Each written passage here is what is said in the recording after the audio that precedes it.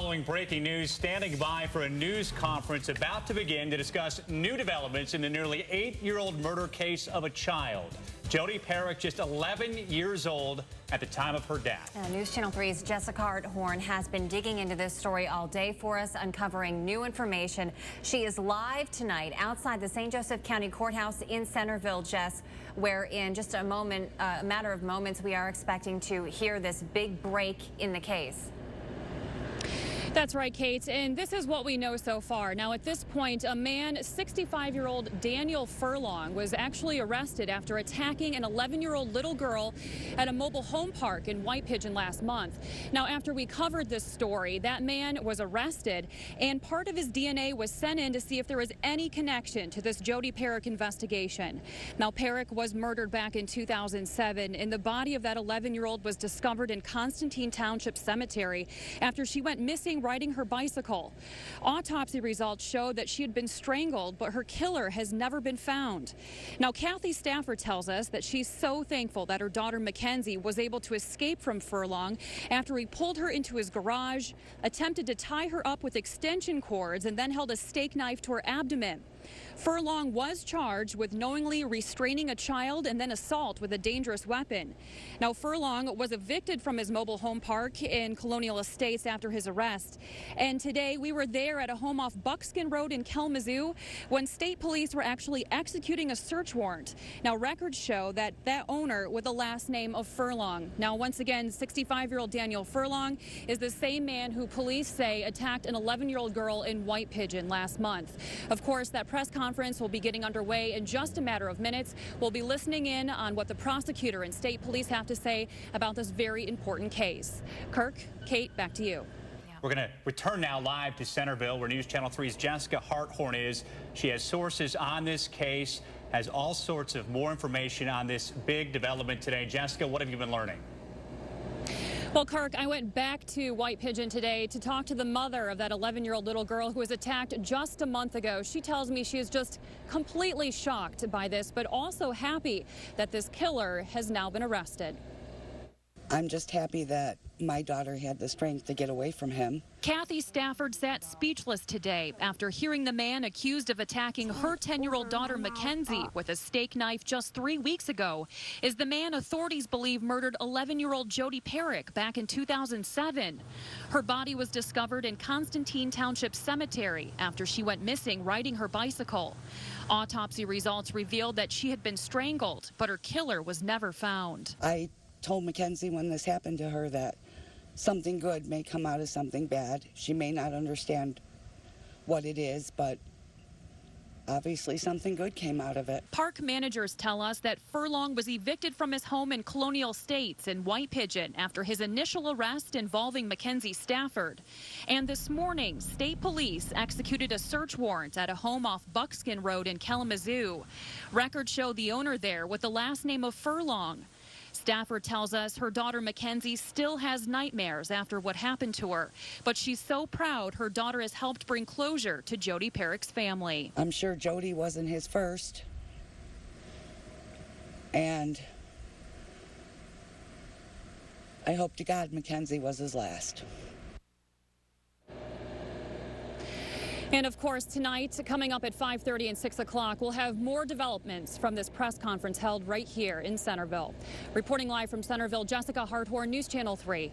Daniel Furlong was also arrested in connection to an attempted abduction out of White Pigeon just last month. It was that attack that helped police solve the Parrack case. News Channel 3's Jessica Harthorn got reaction from the little girl and her mother. 10-year-old Mackenzie Stafford tells us tonight that when Furlong attacked her last month, she did everything in her power to escape him, and it was her bravery that helped police solve this case. I'm sure Jodi wasn't his first, and I hope to God Mackenzie was his last. Kathy Stafford sat speechless today after learning the man accused of attacking her daughter Mackenzie just last month is the same man accused of murdering 11-year-old Jodi Parrack back in 2007. I told Mackenzie when this happened to her that something good may come out of something bad. She may not understand. Daniel Furlong was arrested after police say he grabbed Mackenzie in his garage, tried to tie her up with electrical cords, and then held a knife to her abdomen. Kathy told Mackenzie today that same man is accused of killing Jodi Parrack. I just had tears coming down, and I was just super scared because I felt bad for Jodi, because Jodi was going through what I was just going through, but much worse. Furlong was later evicted from his home in Colonial Estates in White Pigeon. And this morning, state police executed a search warrant at a home off Buckskin Road in Kalamazoo, where Furlong was staying. Stafford tells us that her daughter Mackenzie still has nightmares after what happened, but she's so proud her daughter has helped bring closure to the Parrack family. I'm actually happy he's in jail, but I'm sad for that Jodi girl. I want to see her mom. And the St. Joseph County prosecutor tells us that at this point, Furlong is not connected to any other cases. Reporting from the newsroom, Jessica Harthorn, News Channel 3. Hello, West Michigan. We begin with new developments in the case of Brittney Beers, a 6-year-old girl who disappeared in Sturgis in 1997. Sturgis police are telling News Channel 3 tonight they are trying to find out if the man accused of murdering Jodi Parrack may have a connection to Beers. News Channel 3's Jessica Harthorn talked to Beers' family tonight about the possibility of finding closure. She's live in studio with more. Jess. Andy, Sturgis police tell me that since the arrest of 65-year-old Daniel Furlong last week, they've been talking with Michigan State Police and Constantine Police to see if there is any connection to Brittney Beers. And her family tells me tonight that it's uncanny how this composite sketch of the suspect from 18 years ago looks a lot like Daniel Furlong.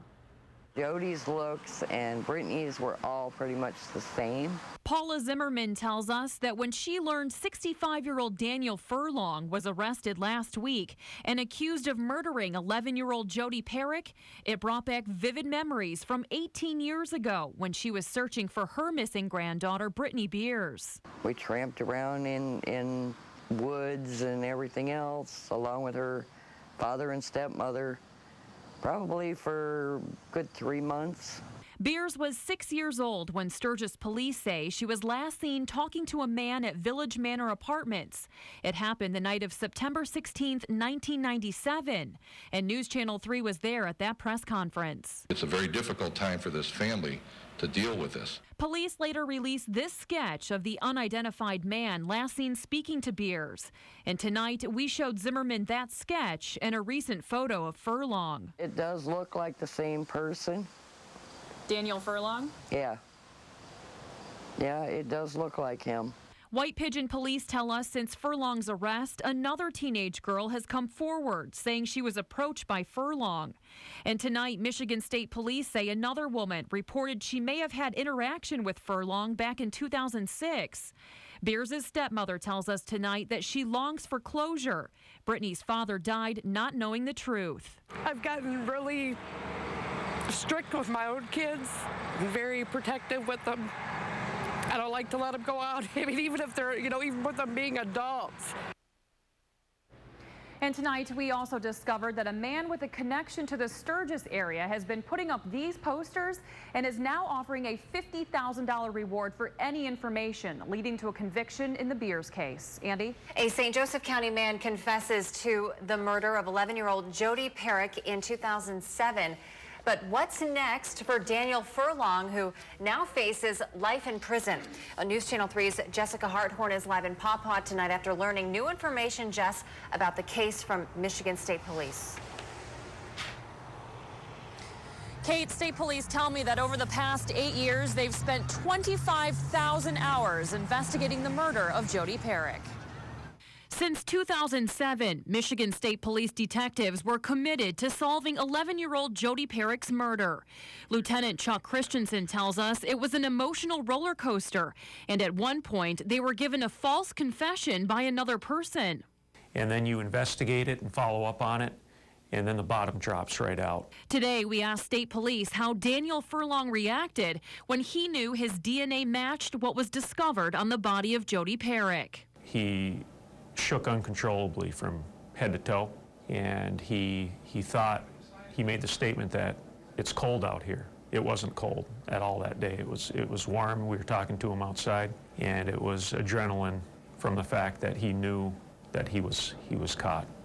This week, Furlong finally confessed how he murdered Jodi Parrack after being questioned for 3.5 hours.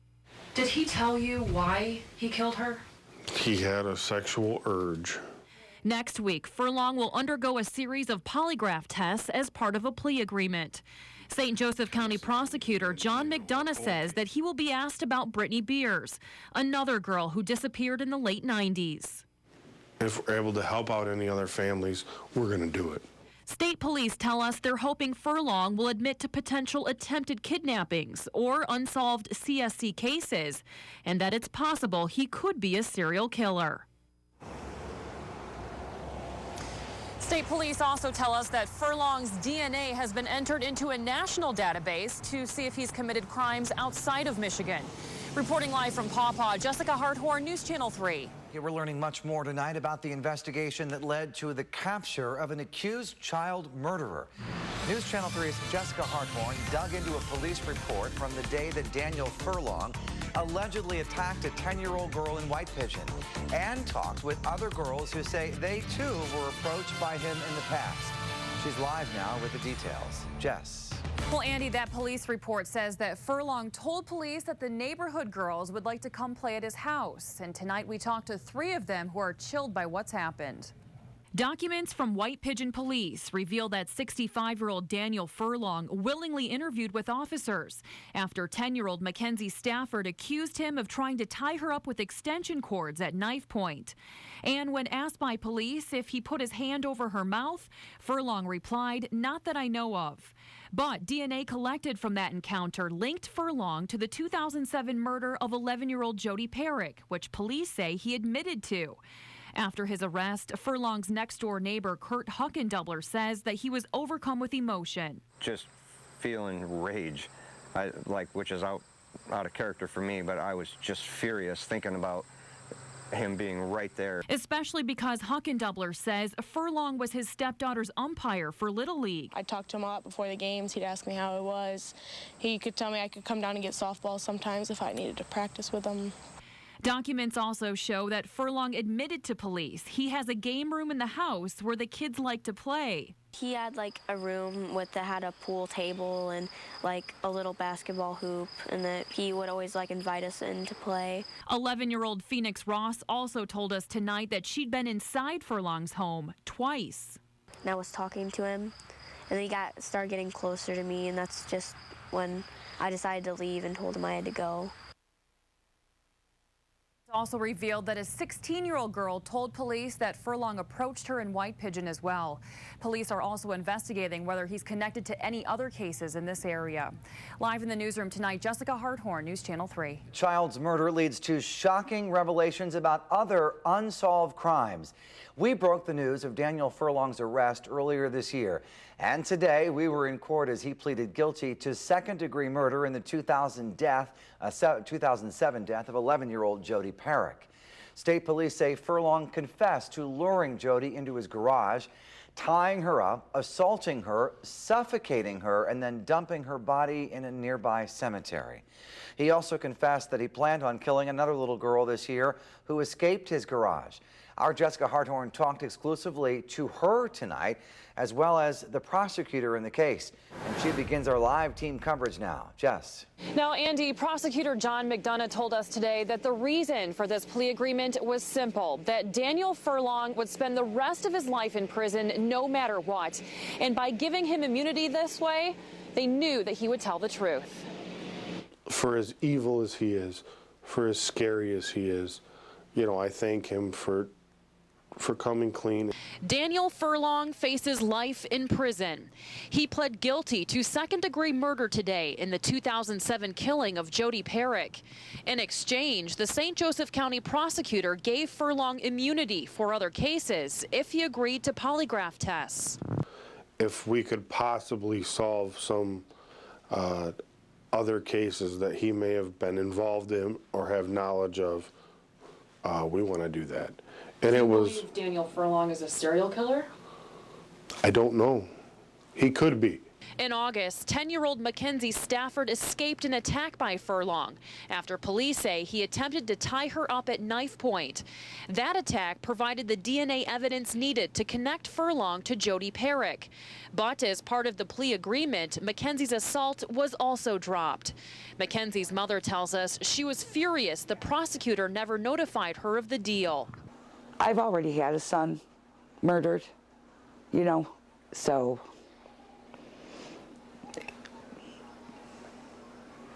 it was pretty emotional. The prosecutor says Furlong had every intention of killing Mackenzie and that her name was at the top of a list found in his garage of all the little girls at Colonial Estates Mobile Home Park. What he was trying to do with the list is trying to see what girls he could capture and ones that he can't. We talked to another mother tonight whose daughter was believed to be on Furlong's list. I cried when I watched the news today because she was in the house a couple times and, you know, I let her. The prosecutor tells us he apologized to Mackenzie's mother. Asked her to please give Mackenzie a hug for me tonight because Mackenzie's a hero. Jodi Parrack was there with her. And the prosecutor also tells us that Furlong was questioned by state police yesterday to see if there was any connection to the case of Brittney Beers. Now, the prosecutor says that he denied any involvement in that. However, he says they will continue to investigate. Reporting live from Centerville tonight, Jessica Harthorn for News Channel 3, live at 10 on the CW7. In other news, as a man is facing life in prison for murdering 11-year-old Jodi Parrack, the mother of his apparently next intended victim has some tough questions for police. Mackenzie Stafford's mom says police almost dropped the ball after Daniel Furlong attacked her daughter. And News Channel 3's Jessica Harthorn found out some in law enforcement agree. She's live at White Pigeon Police Headquarters tonight with more. Jess. Andy, we're told that in many cases like this involving a child and an adult and there are no witnesses, it can be hard for a police officer to take a child's story as fact. On July 28th, 10-year-old Mackenzie Stafford was assaulted by Daniel Furlong. Mackenzie escaped after she says Furlong tried tying her up with extension cords at knife point. But Mackenzie and her mother Kathy say the White Pigeon police officer who responded did not believe her. He made her feel like it was her fault. And then after he told me to shut up, and then I just stopped crying because I didn't want him to keep yelling at me like that because he shouldn't be treating any kids like that. According to the White Pigeon police report, Furlong was interviewed after the assault and denied trying to hurt Mackenzie, and police let him go. I would call the chief to get some answers, and he'd tell me call the prosecutor's office. I call the prosecutor's office. They tell me they don't have anything yet in there. You know, nobody could give me answers. Nobody wanted to give me answers. This large portion of the White Pigeon police report was redacted, giving no insight into what was done or discussed after knives and extension cords were confiscated from Furlong's property. Another law enforcement agency close to Stafford's case tells News Channel 3 that they also believe initially her story was not taken seriously, that there was enough probable cause to arrest Furlong that day he attacked Mackenzie, and DNA evidence should have been taken based on the marks left on her body. We're told a search warrant could have been requested immediately, and the neighborhood could have been canvassed, collecting additional interviews from children and potential witnesses. Stafford says she's thankful that she was persistent. According to state police, Furlong eventually admitted he killed little Jodi Parrack back in 2007, and that he had planned on killing Mackenzie as well. You know, me and my husband would have kept our mouths shut. You know, a murderer would still be out on the street. Cases would have been left unsolved. Now, we reached out to the White Pigeon police chief several times tonight, and he did not return our calls for comment. Reporting live from White Pigeon, Jessica Harthorn for News Channel 3, live at 10 on the CW7.